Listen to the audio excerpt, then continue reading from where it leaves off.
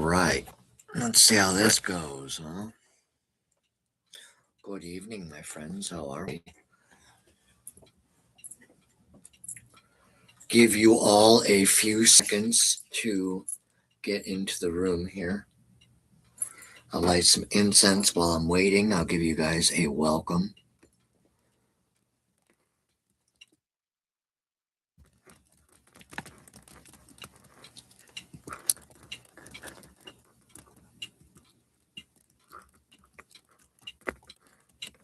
All right, I will be right back, my friends.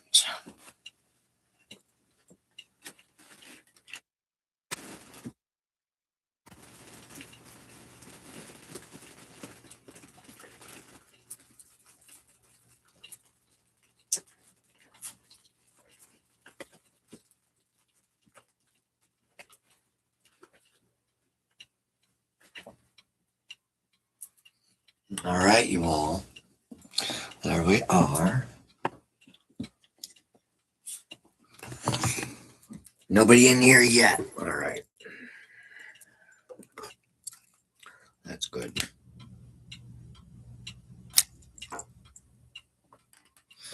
Welcome to the Brotherhood of Male Witches. This is our 10 p.m. time slot. Workshop series. Somebody found us. There's Chris. I knew you'd find me. So, for those who don't know Chris, Meta did fall down today. I don't know when exactly because I don't spend a lot of time there anymore. But from what I can understand through Google's notifications, it did have some form of trouble today. I have no doubt that it was tied to the AI push and probably some other damage. But, anyways, I shared it with people who are reaching out to me, like Phil and others. So it's not just myself or you or others, it was platform wide. So, welcome once again to the Brotherhood of Male Witches evening podcast. Today we will be talking about our practices. Okay. Your practice has a personality and it texts back weird. Tonight, we're not talking about spirits. We are not talking about your tools.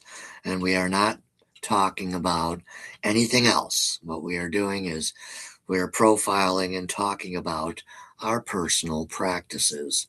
You can include it if you're religious as well. Blessed be my friends. How are you? If your magical practice had a dating profile, what would it say about you? Type one word in the chat below that would best describe your personal practice. Doesn't matter if you started today or if you have 30 years. Type something like intense, moody, inconsistent, structured, obsessive, calm, chaotic, seasonal. I'll call out the answers live later on in the live stream. If your practice was a roommate, would your practice clean up after itself? Would your practice close out its rituals?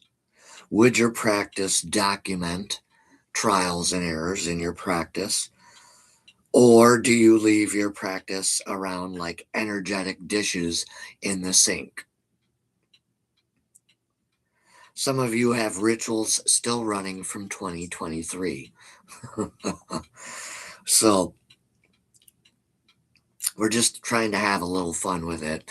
That's all. Interactive moment for you guys in the chat below. If you close your rituals or your prayers and meditations properly, all right, you can type down below,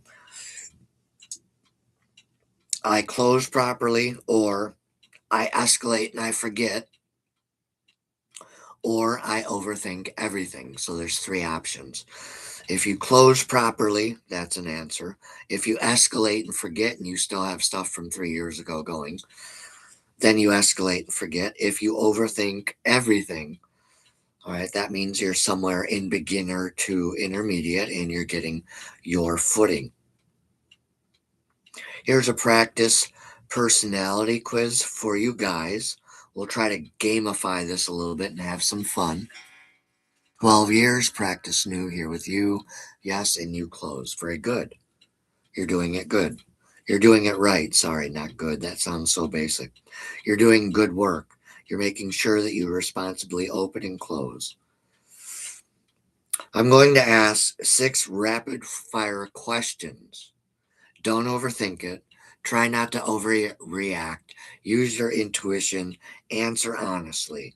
And the first thing that comes to your mind with the options below. When you get excited about a new idea or something in your life, do you A, start working on it immediately? B, do your research for a couple days so you at least have a good idea of what you're jumping into instead of just doing Geronimo and you'll figure it out when you hit the bottom? Or do you take a screenshot of something to remind yourself at a later time and you forget about it? So, do you start immediately? Do you pause, get some knowledge first? Or do you take a screenshot, add it to a collection of thoughts like a collage, and then forget about it? A, B, or C? Chris says B. He will pause and research. That is the exact thing that I do as well. We are using the binder for the Brotherhood today. So, just in case there's any confusion as to what I'm facilitating from. So, when life gets stressful for myself or life gets stressful in general, let's talk about that for a few minutes. What do we each do? Well, for myself, what I'll do is I might get a little bit uptight. Okay. That's a normal human reaction. But if I notice myself starting to get worked up, I'll immediately fall back on some recovery or some pause and restabilization breath work. All right. But not all the time. I do have occasions where, say like a car accident, there's just not sufficient time to pull yourself together for a better reaction. Okay. When it comes to that, all that stuff, when it comes to containment over chaos, kind of goes out the window. But for every other day instances, you got to try to keep yourself calm when things that are normally handled better is probably a better way to say that. So,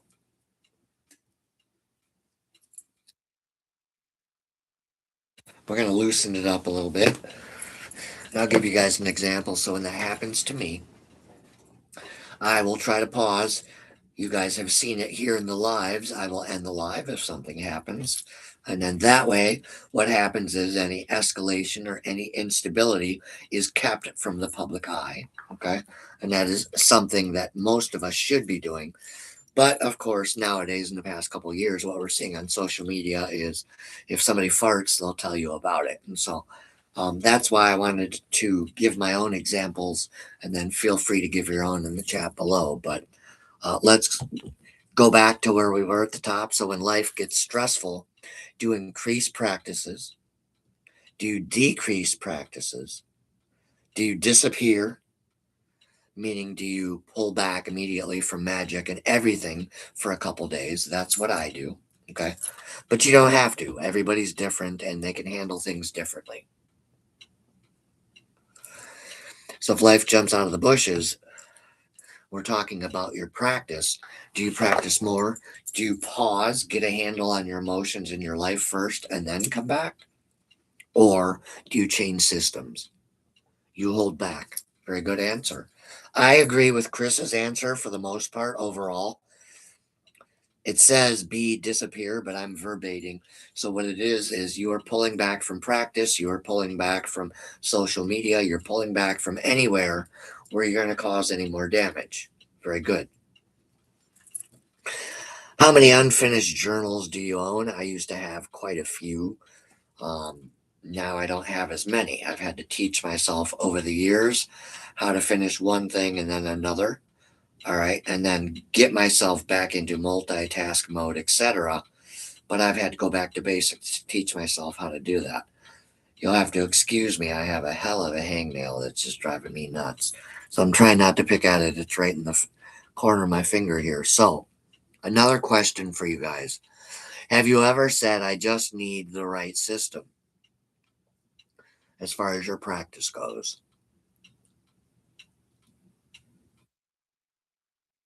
Have you ever said, I just need the right magical practicing system? Do you prefer, and answer below, I'm going to give you three options. Do you prefer depth in your practicing? Do you prefer novelty in your personal practice? Or do you prefer intensity in your personal practice? So, A, do you prefer depth? B, novelty, like for show. You like the dressing up, etc. Or do you like the intensity? I'm going to answer A and C. Okay. So you can answer any way you want in the comments below. Chris goes for novelty. Okay. That's not necessarily a bad thing. Yes. Right now, I think you're making sure people understand that you're embracing your path. Just be careful that when you're practicing, you're not practicing from a mental or emotional state of novelty. Let's move on. When something works once for you, do you A, repeat it? Comment below A, B, or C. Repeat it, A. B, do you increase it? Or C, do you replace it with a totally different system that you've used before, or etc.? I'll give you guys a few seconds. I have an answer. A. Chris says that he repeats it. Good. Because one, you want to see if it works for you. Two, you want to see if it's structurally sound. I like that answer. I'll elaborate and say, I will repeat it. I will not replace it, but I will repeat it. And my goal is to either repeat it multiple times or see if out of those multiple times I can increase it a little bit. If not, I don't really pay too much attention to whether or not it increased. Right? It's just there, kind of like a placebo effect. All right, especially if it's something new that I'm learning, but I will never replace it. I will never choose C. A, okay. Repeat it, and B. Increase it eventually if you want, but for the most part, the correct answer, I do agree, is A. So after each one of these, let's look at some patterns. So if you're mostly A, you escalate, and Chris, I don't think that's you. Or B, you're more of a researcher. Or if mostly you're C, a romantic avoider type practice. What does that mean? We'll get into that a little bit. People love self diagnosis. So choose which one you think you are. Do you practice per se more of to be an escalator?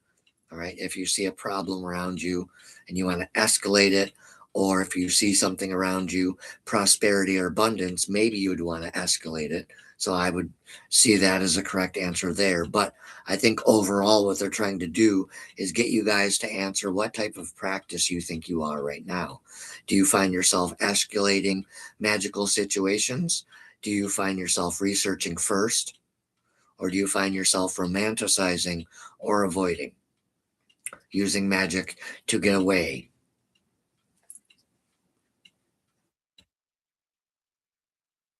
Some fun truths. Drop these below. I shall. Here's the first one. If your practice shows up when inspired, then it has commitment issues. If your practice constantly changes systems, it might have self-identity confusion. If your practice only feels powerful if it's dramatic or escalated, then it craves attention.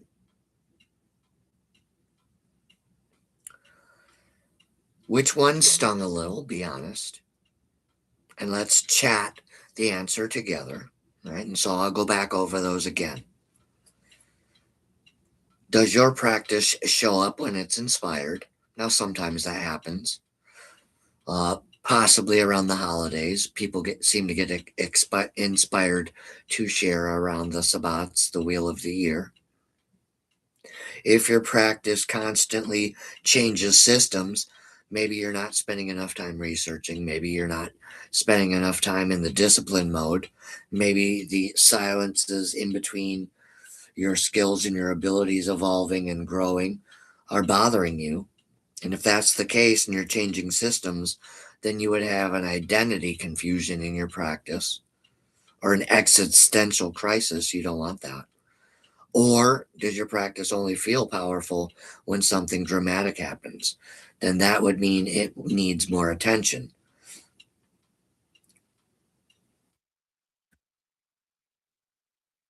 All right. And so for me, I've had times where it felt dramatic and I had to make sure that I was coming from a place going forward that was emotionally responsible. So that has happened to me in my past. Changing systems in my really, really early days when I was a new broom, new hat, yes. All right. But I think that was me just trying to figure out what parts of what paths really were attuning to me and what weren't. All right. And my practice that showed up when I was inspired. So back then, when I was new, I was looking for validation, etc. And all those stung a little bit, but they did teach me how to pull myself up by the bootstraps, go back to basics, look at what I missed. All right. Get some more research, get some more skills. All right. And not try to use it as an attack. I try to use everything as a constructive criticism type of information. If your practice has lived through a Midwest winter, would it survive February or would it hibernate until October? Or is your discipline seasonal like pumpkin spice? Is it seasonal like peppermint mocha? Is it seasonal like a season literally? Is it something you tend to do in warmer months? Is it something you tend to do in the winter months? Those are all important questions for you to ask yourself. But always remember that there's always room for growth and there's always room for expansion. Here's a little interactive exercise. We can say it together here. We are redesigning your practice's personality tonight by talking about these things, by talking about the struggles and the tribulations, using myself in the examples from 10 years ago when I was coming up and I was learning the trials and tribulations.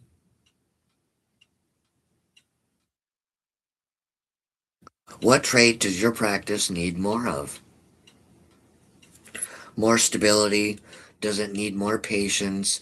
Does it need more insights? Does it need more caring? Does it need more specific blocked out time where you can spend 2, 3 hours a day focusing? Does it need more focus? Does it need more responsibility? Does it need more patience? You guys can fill in the blanks. Okay. Whatever it needs, it also probably needs more follow through, probably needs more calmness, probably needs more boredom tolerance. That's what these silence exercises are for. Give yourself 10 seconds of silence. See if you can do that without crawling out of your skin. Then adjust it up and scale it to 30 seconds. Do the same thing.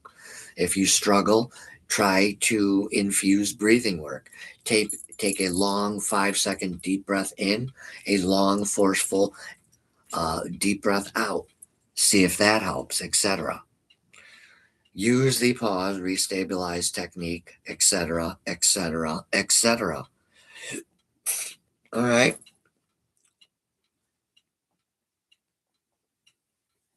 So, for each trait, I'm going to give you a micro action: stability.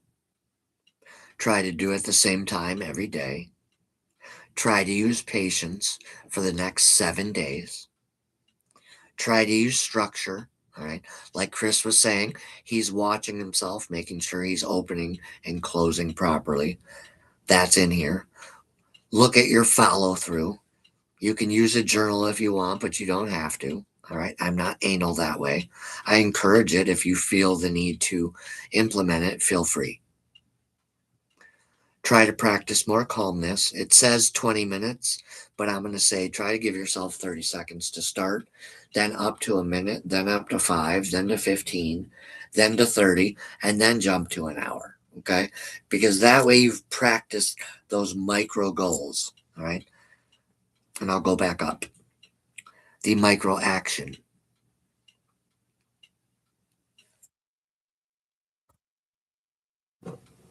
And this is to work on your boredom tolerance. You want to repeat the same practice at least 5 days straight. Simple, actionable, all right? Non strict, all right? If you miss a day, all right? Repeat it the next day. Let's have a little bit of fun now, okay? So, quick answers in the chat if you agree. The most dramatic thing you've interpreted as a sign. The most dramatic thing you've interpreted as a spiritual sign to come to the path. All right. So if you were religious and you found yourself here on this side of the fence, why? What happened? Explain briefly, if you can, in the comments below. And since you're the only one, Chris, here, we'll talk about it in a few minutes. The longest you've ever stayed consistent. That's another question. So if you don't like that first one, the most dramatic thing you've interpreted as a sign to come to the path, the next question you can answer, another choice, is longest you've ever stayed consistent. Another question, how many decks do you own right now? If it's 0, that's fine. Or how many practices are active right now? All right. Meaning, are you doing something right now in the background? 1. Okay. Good answer. Good answer. And I'm guessing you're watching it. So Chris is doing it the right way. Okay. Even though he's engaged with us tonight and showing that there's always room for improvement. I have room for improvement. I'm working on that today in the background. And so Chris has noticed the same. So whoever you are, wherever you are, welcome to the Brotherhood of Male Witches 10 p.m. live stream.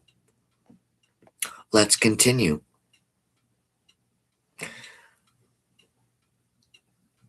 Your magic behaves like you. Aesthetic isn't really architecture. Consistency has a temperament. Depth has personal habits and disciplines. Your practice is a mirror with a mood. All right. And that's the tagline. Your practice has a personality and it texts weird. Okay. That means we're trying to get you to relate on a more personal, energetic level with your practice. Okay. That's what tonight was really all about. We're not attacking anyone's beliefs. We're not attacking anyone's practices.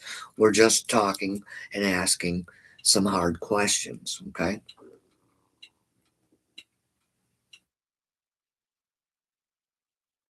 Your magic behaves like you guys.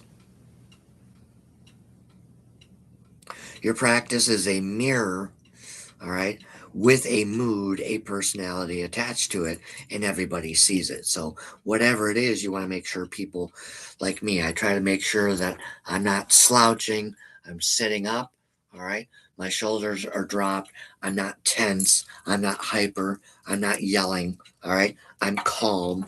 You get the idea. You're going to want your practice to look the same.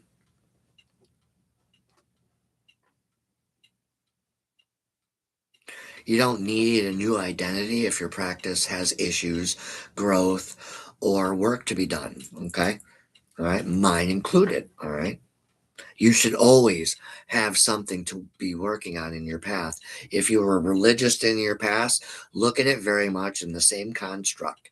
You did a certain routine in your religious practice every day in your daily life, whether it was before work, after work, in between. You either said a prayer, you talked to God, etc. All right. It's the same thing for your practice here on this side of the fence. The same discipline constructs cross both realms. Okay. And you get what you put into it. Your practice already has a personality, you, Chris, and me, Tobias. Are you proud of it? All right. You should be proud of it. All right. And if you've made bad mistakes, you should still be proud of that. Okay. I've made a lot of bad mistakes 10 years ago. All right. Otherwise, I wouldn't have gotten any good if I didn't learn from them. So everything that makes us fail and fall on our face is meant to make us get back up in excitement and not just go, damn, I can't get it.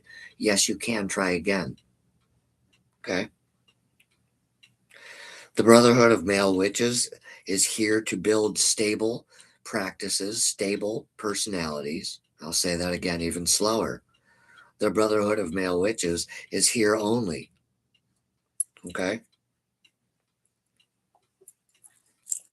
to build stable, responsible, practicing personalities. All right. Which personality are you? Comment down below.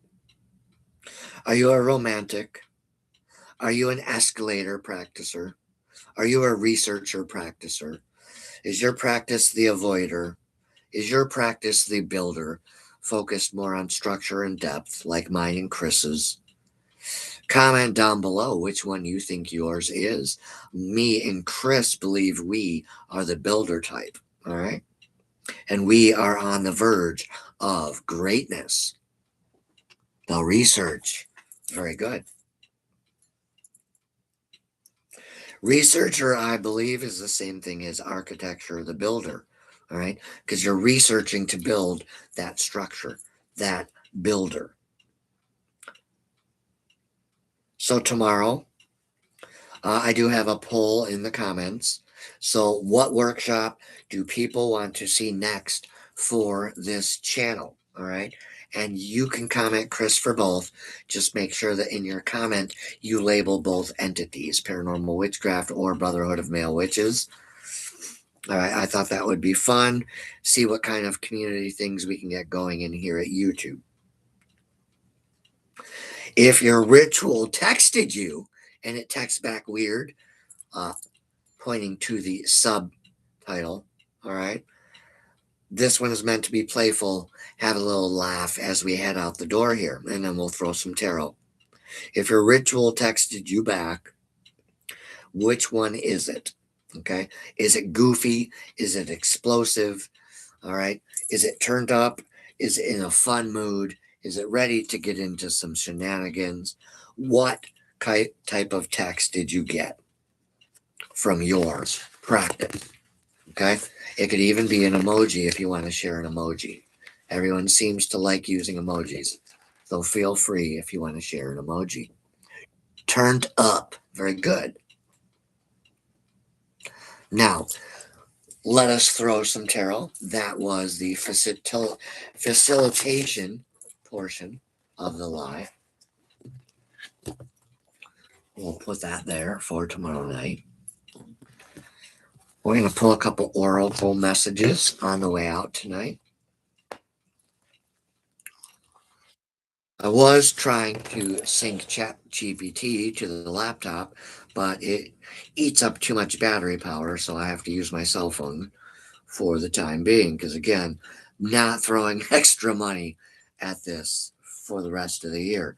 This is our current business technology platform technology, and that is all there is to it. The laptop and connected to the modem, etc. So if we throw anything more at it, it may just be an upgraded router to boost the FPS signal. But other than that, we're pretty much done this year for upgrades. All right, we're going to be focusing on paranormal investigation equipments, paranormal investigation events that we have scheduled with the business affiliate Blue Mountain Paranormal, Matt, the lead investigator, Robert, the owner, and the other team members. So, again, I will pull in fashion the top, the middle, and the bottom. Two completely different cards, but 0909 has stayed in the game thus far. Let's see what messages we are talking about. All right. We have 2424. All right.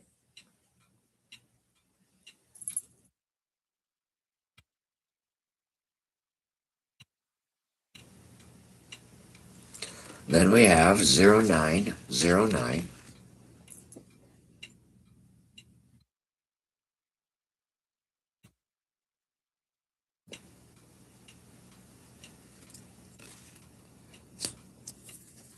And lastly, 1919.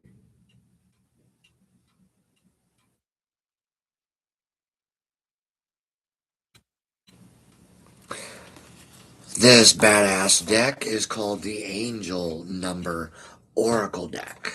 All right, Angel Number Oracle cards, actually. All right, and if you flip them over, they are 56 angel numbers. They are a tool for self reflection to add to your magical or spiritual practice or just to use for fun. Feel free to ask about a specific situation, such as your love life, your career, or advice from an angel. But eventually, your choices are up to you, and only you can make them from choice to action to manifestation in that order. 2424 stands for good times ahead, leisure, rest, holiday, pleasure, love, affection, kindness, happiness. You are worthy of affection, leisure, and pleasure. If you tell your family and your friends how you feel, you'll find that you're all on the same page and you can work together effectively. Many people are rooting for you. If you spread love, it will find its way back to you multiplied. 0909 New Beginnings. A great opportunity, a great chance, with great courage and great accomplishment. There are past endings and new beginnings. There are conclusions and new offers, and big love is showing up once again from the universe. We claim, spirits, we claim. Look out for an opportunity, Chris, that might be a game changer. You are completing something major. It feels good to level up, huh? Fuck yeah, it does, brother. Close the old chapter, turn the page. A new adventure will unravel for you. And just so you know, Chris, if you are a member of the Brotherhood of Male Witches, we have effectively gone through about 500 or plus members that have not been sharing or engaging since they joined over 2 years ago. All right. And so we are down to about 12,700 members. All right. Okay, what did I say? 500. I was not correct. We're closer to the 300 range that I have started slowly to remove. What I'm doing is going through every single member. I'm going back through anywhere from 5 years, 3 years to 2 years. Any member who has joined, looking at their profile, doesn't matter if they've answered the questions or not, if they haven't even said hi or made one post, it's very clear they're not interested in being part of the Brotherhood of Male Witches anymore. Okay, nor were they probably ever. What we'll do then is, after I go through that part of the collective, I will start going through the collective that is causing issues. All right. I have a long list of people that I'm going to be looking at very closely. All right. And so I have 9 months yet to do that. And so I'm in no rush. That being said, let's get to the ending of the oracle reading here. 1919 cycles. Karma's been called. All right. There was a warning, and now judgment has been received. Influence, power, cycles, changes, rebirth. You have me right on. Karma will be paying you a visit. Release the need to control because you cannot force things. Learn the lessons so that they don't repeat in the future. Make some space for new experiences, much like I just had to do to print out tonight's script. The Google Docs was full and I had to delete some previous saved facilitations to make room for tonight's. And so Karma did pay me a visit. I couldn't print tonight's script until I got rid of some garbage that was no longer needed. All right. It's saved, it's on my drive. And so it really doesn't have any business floating around the drive. For others, karma will be paying you a visit for good things. Remember, we talked about karma being called, we gave a warning, and now judgment is being cast. All right. So make space for new experiences this year.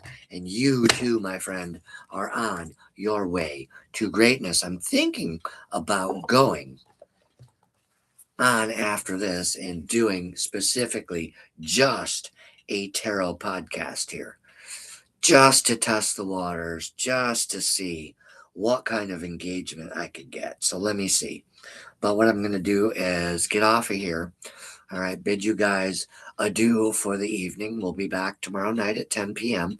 with a new class for the workshop. All right, remember, intensity is not necessarily power. Okay, the title of this workshop is Intensity is Not Power. And the workshop during the afternoon at 1 p.m. for paranormal is Chaos Over. All right, containment over chaos. All right, and so have yourselves a beautiful evening. Thank you for tuning in once again. We will see you tomorrow night at 10 p.m. Blessings and blessed be. Tobias out, and I will share this to Facebook. Have a good evening, guys. Blessings. Blessed be.